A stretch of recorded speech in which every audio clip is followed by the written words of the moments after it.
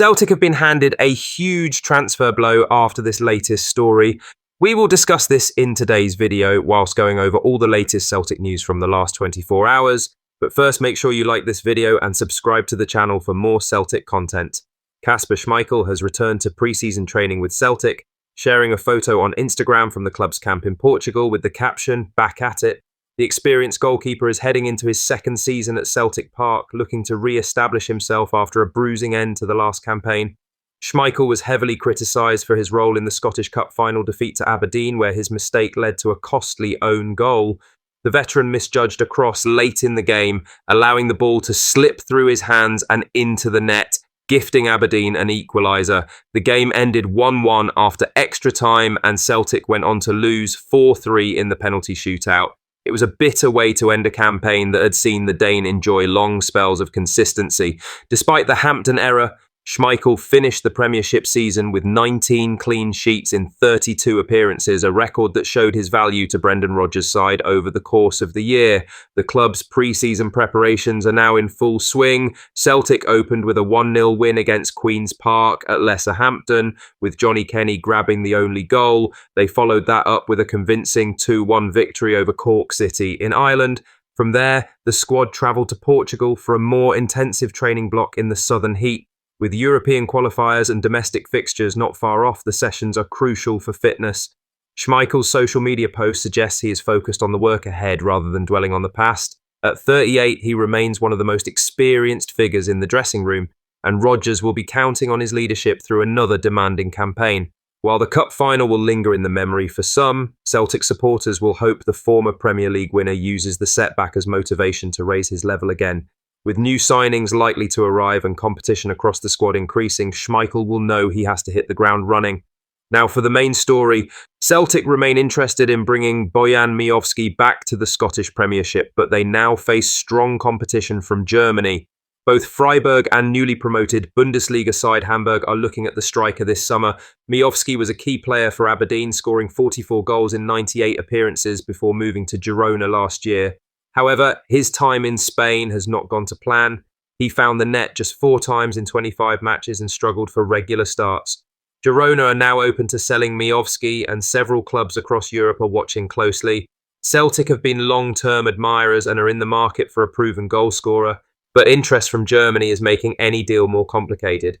Freiburg have experience in Europe and are known for developing players, while Hamburg are returning to the Bundesliga after a 7-year absence and are looking to strengthen their squad. Both clubs have the backing and ambition to compete for Miovski's signature. Girona are believed to want close to what they paid Aberdeen last summer, but with his form dipping, Miovski's price is thought to be around 2.5 million quid. That would be a more manageable fee for Celtic, but they may need to move quickly to stay in the race. Clubs in England are also keeping tabs on the situation. Rangers have previously been linked, but it's Celtic who appear more serious at this stage. Miovski already knows the Scottish game well and showed he can score regularly at this level. If Celtic want him back in the Premiership, they'll need to act soon, with interest growing across the continent.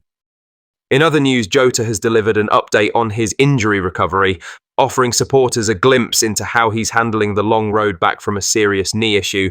The Portuguese winger, who is 26 years old, was sidelined during Celtic's title-clinching 5-0 win over Dundee United. A bittersweet moment for the winger, who celebrated his first league title back at Celtic, but had to do so in crutches.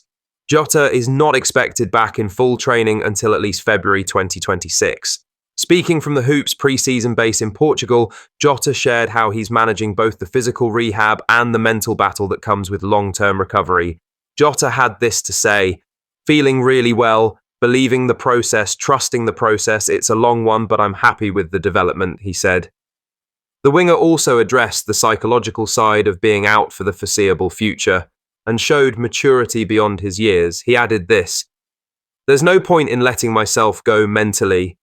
I'm curious and open-minded about the process. My life at Celtic has been full of emotions, from the beginning, then leaving, then coming back, and now the injury. It's kind of like, well, it's the life of Celtic, isn't it? There's never a straight line. It's always up and down. But I'd rather live that way than have nothing happen, just a constant line," Jota concluded.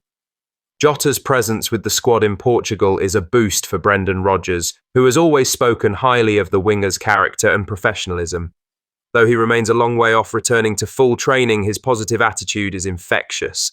While Jota focuses on his recovery, Celtic's lack of depth on the flanks has become a growing concern, and the situation is about to get worse. Nicholas Kuhn is closing in on a 17 million switch to Serie A side Como, and the club have yet to bring in any new wide players this summer.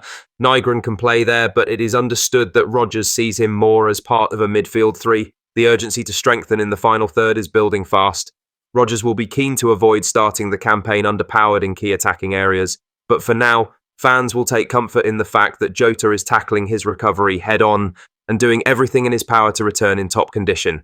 In other news, Michel-Ange Balikwisha has been pictured back in training with Royal Antwerp after missing a session earlier this week during the club's pre-season camp in Austria. The 24-year-old's brief absence didn't go unnoticed, especially given the growing transfer speculation linking him with a move to Celtic. While Antwerp officially put it down to a minor fitness issue, the timing has only added to the growing belief that a move could be in the works. Celtic are believed to be preparing to step up their interest in the Belgian international, who is entering the final year of his contract. With that in mind, Antwerp may be open to cashing in rather than allowing him to leave for nothing next summer. Balikwisha played a key role for Antwerp last season, impressing with his directness and attacking flair. His performances both domestically and in Europe have drawn interest from a number of clubs, but Celtic appear to be at the front of the queue. Negotiations between the two clubs are ongoing, with Antwerp reportedly holding out for a fee around £5.1 million.